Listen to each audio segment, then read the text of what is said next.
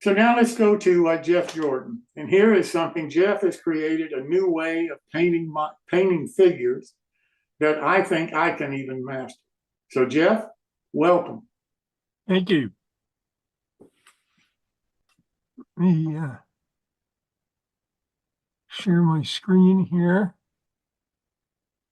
And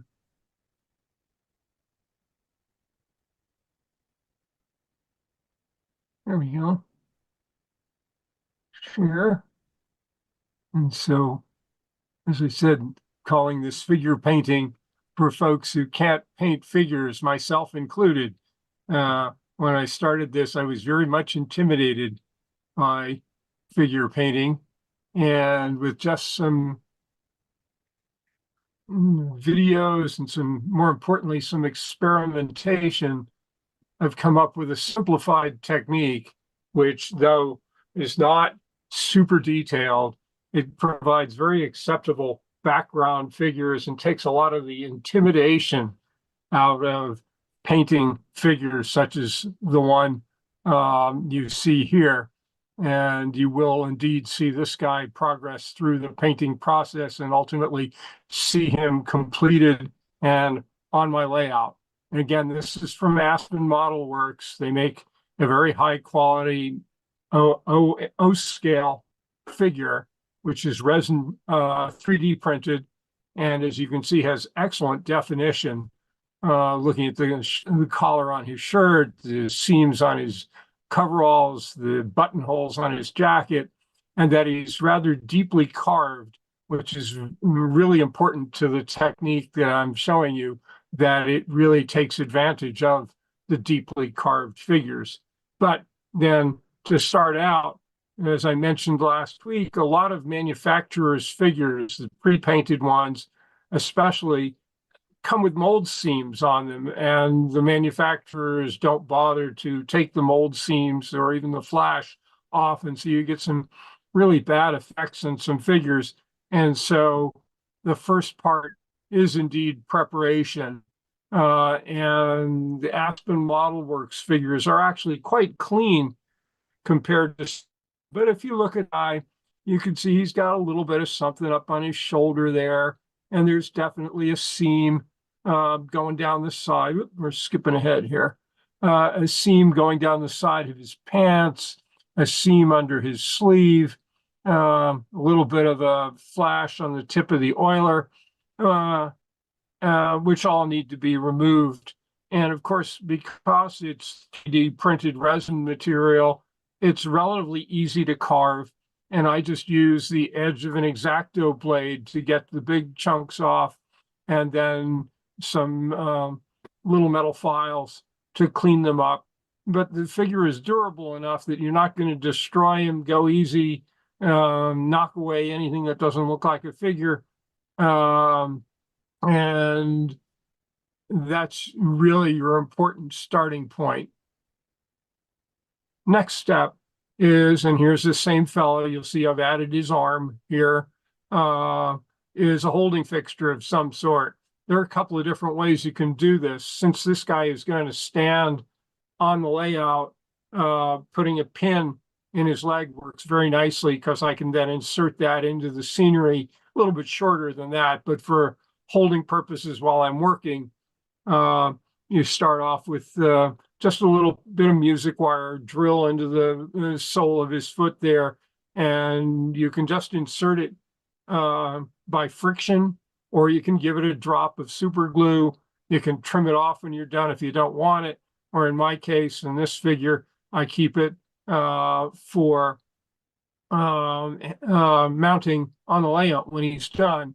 Also, incidentally, you can just hold that little wire as the fixture while you're painting. But what I do is I take a small block of styrofoam scrap from my scenery building and just poke that into the little block of styrofoam so that he stands up securely. So when I set him aside to dry, he doesn't fall over on the wet paint, and enables me to turn him as I work. Having said that, here's another holding fixture. This is something I found on Amazon, and is used by folks who paint miniature figures regularly. And it comes with some sticky, I think it's almost like clay or putty that goes on that little base there. And then you can stick the figure into it. The extending up on the left-hand side there is a brace for your hand. So you can rotate that brace, you can lean against it, you can lean your brush against it. So it helps eliminate the shakes. The little knurled cap there that the guy is attached to is actually removable, and it comes with several of those. So you can have several figures all stuck to one of those caps and swap them out. And while one dries, put another guy on and work on him. And the handle itself has a magnet in the bottom. So if you have a handy metal surface, the whole holder, you can put it aside and stick it on a magnet or on a metal surface. So it's a handy little thing made for the figure painters and very useful, not very expensive, handy addition to your figure painting efforts. So next, even the resin figures come with some sort of mold release or other preparatory material still on there, or even just the oils from your hands from handling him. So it's important to give all of these guys a little wash off and just dishwater, dish soap, clean them and dry them to give you a really clean surface. You won't find fingerprints appearing in your freshly painted surface. And again, you'll see we've got the oiler there, and also the other guy I showed last week is the engineer, and this is a large chunk of styrofoam that they've been stuck into to spray them with primer. And here, I know a lot of people have a lot of different preferences for primer, but here the primer serves more than just primer. It will actually contribute to the finished visible effect, as you'll see, and therefore I use the Tamiya primer because it uses an extremely fine pigment and therefore does not hide any of the details, doesn't have any filling properties whatsoever. Some primers are meant to smooth things off and fill in. This does not fill. And so you'll see in later photos that even this guy's buttonholes still show after being sprayed with the primer. It dries very fast, and it of course is not water soluble because everything I use after this point will, until I seal the figure, will be a water soluble paint like Vallejo. And so you don't want the primer to start coming off when you start putting water soluble paints on top of the figure. So starting off here, and this is the pretty straightforward process, is my approach to painting these figures is to paint, what I call inside out, the deepest feature first. And so, for example, with this guy, it's going to be his face, because outside of the face, you've got the collar of his shirt and maybe a bandana. And then on top of that, you've got a jacket. And so start with the most recessed color and work your way out. Similarly, I might paint the shoes next, because you see the pants overlap the shoes, and then the jacket will get painted after the pants and after the shirt. So it's always the topmost color working your way out. And so I start with flesh, and here I'm just using basic Vallejo flesh tone paint and a very fine brush, and pretty much just filling the face. I'm not worrying about any shading or texturing effects here.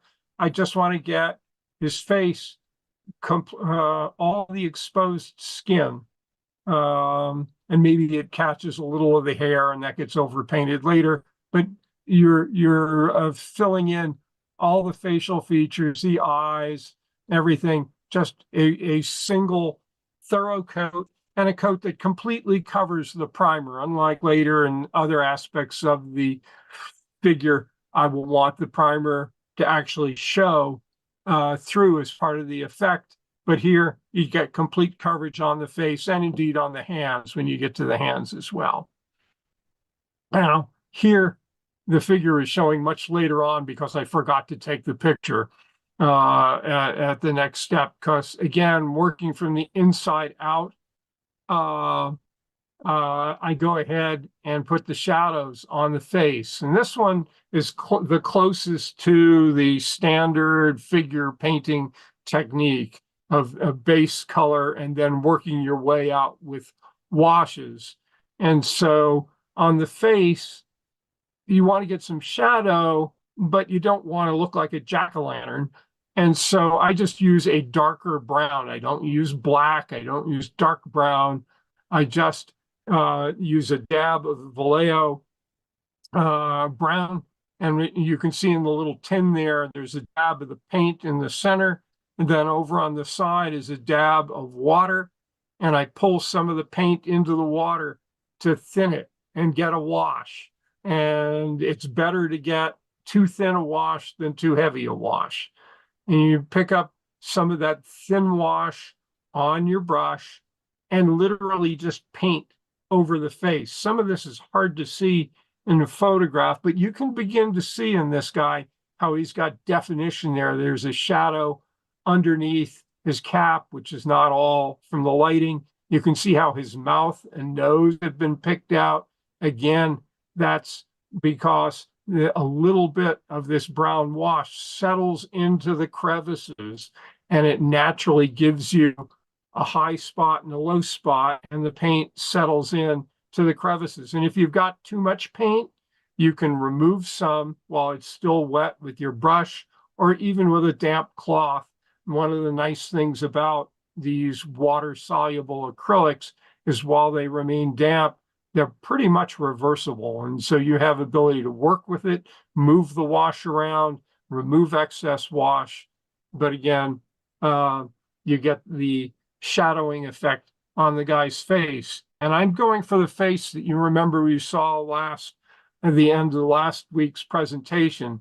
No eyes. I am not going to go in and paint in whites of the eyes. I am not going to go in and paint irises. I'm just going to put some of the wash into the eye sockets, and it will settle in there and it will give you a shadow effect in the eye socket. And that's all you need. Once you get any distance away from people, you don't see the whites of their eyes. You just see the eye sockets, like the photo we saw last week. Again, the photos are a little out of sequence here because I got too far down the road and realized I hadn't taken all the pictures I needed. But now I'm adding hair. Hair, again, is like the facial features, using pretty much unthinned paint, whatever color you want their hair to be, whether it's black or brown or reddish or gray. I just use, again, a dab of the paint over in the tin, and again, a very fine brush. It was one of the best investments I made. Is I went from the cheap brush department to the expensive brush department and bought a brush called a spotter. And as you can see there, it's a tiny little brush. It's very tight. It's not fanned out, and it enables you to put very small amounts of paint just where you want. And what's happened here is you can see he's got a mustache, and that mustache is literally a little bit of brown paint applied to the mustache on the model. The model does indeed have a mustache, and so it guides you where to put the paint, and use the holder with the brace if you need it, brace one hand with the other if you need to, and just apply a very fine line to get the mustache to your liking. Again, if you don't like it, you can back it off. You can remove the paint and try again. The Vallejo paint is very forgiving. And at the same time, I turned his head, and there's a little bit of hair showing underneath the hat. So that got painted at the same time as well. Don't worry about the shirt and the apron. We'll get to how I got those effects. Now, having gotten the face, now you're going to start on the clothing. Again, you can see on these fellows on the left, they have a little bit of shirt, and the fellow on the far left has also got the tails of a bandana hanging down on his shirt. Again, these are pretty much opaque paints, not washes. Again, using the fine brush, and because there's excellent definition on these figures, you can see in left-hand photo, there's a little dab of the blue paint, and literally just use a little bit of that paint and just fill in the shirt. And the fellow who's got the bandanas, yeah, the tails of the bandana got painted blue along with the shirt. That's just fine, because as you can see on the right, I'm going to come back and again with just a little dab of red paint and the spotter brush, I just pick out the tails. And this is easy. It's almost like dry brushing, because the bandana is very raised from the surface of the shirt.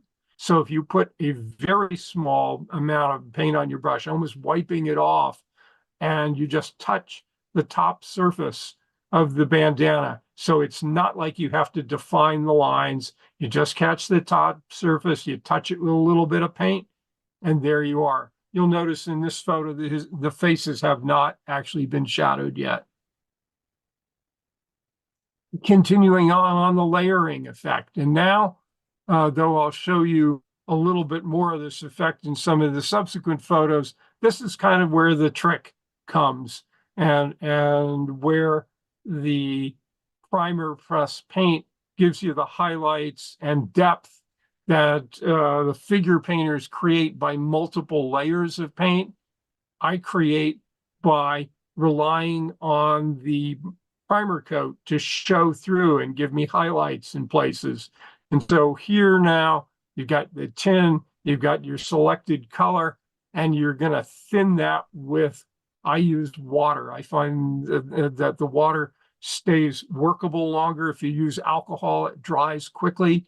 And so the Vallejo paint thinned into a wash, and just washing it over the selected area and letting it naturally seek the high and low spots. You can see on the figure on the right, look at his right leg, on your left-hand side, and you can see that that's not a uniform color. That what that has done is it has run into the deeper parts of the figure and has been very shallow on the higher parts of the figure, naturally giving you the shadow kind of effect we saw in the earlier photograph. Similarly, on his chest, on the coveralls, and you can also see the effect on the left-hand photograph of the leg in the front there, that it's not a uniform coating. And that's if there's one trick to this technique, it's using the paint thin and avoiding getting a uniform flat color and letting the highlight effect appear by the wash, letting some of the primer show through. And so here, more examples. I'm just beginning to color his jacket. And again, you can see on the left, the tin with a dab of paint and a dab of water, and I can drag it down and mix it to get it into the consistency of a wash. And look at the fellow on the left, and though he's obviously not all painted, you can see again up near his shoulders there below the seam that there's some primer showing through, and it gives the natural effect of a highlight. Similarly, working the way down on the pocket there, there's a light part and a dark part. Over on the blacksmith on the right, same thing is happening there. He has gotten a single coat of the wash on his apron, and so you can see that almost everywhere the gray is still showing through. And if you like that, you can stop there. I went to give it a little bit more of a coat and a little bit less of the gray highlight, but it really shows how this very simple technique is relying upon the gray primer giving you a highlighting effect. And I think this is about as far as I'm going to go this week, but this is again working on more clothing. And though the photos are a little bit out of sequence on my approach of paint the innermost first, on the right, you can again see the shirt. And again, in the tin, you can see there's a dab of paint, there's a dab of water, and then I've pulled them together into the middle and thinned them so that I've got a wash. Again, look at the shirt on the right, and you can see how the primer is showing through. Now, one thing you will want to do on this is take your time on the washes and see how that first coat, which is showing through the primer, how it looks as it dries, because it naturally, as it dries, it turns flat, and you're going to want to see what you think of that wash, and whether that's deep enough, and whether you've gotten enough of the wash into the crevices to give you the deep shadow effect.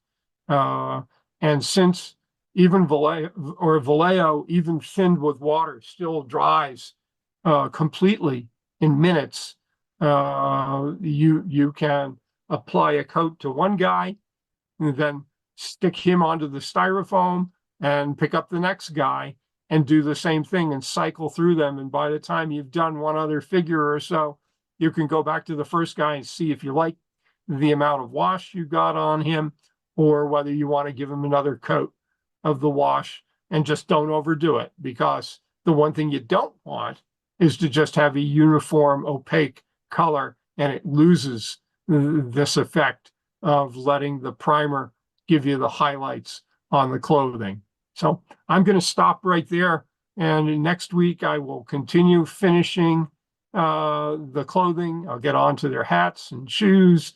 I will also show you how I paint some of the details, like the hammer in the hand of the blacksmith, the oiler in the hand of the fireman, and also finishing your completed figure.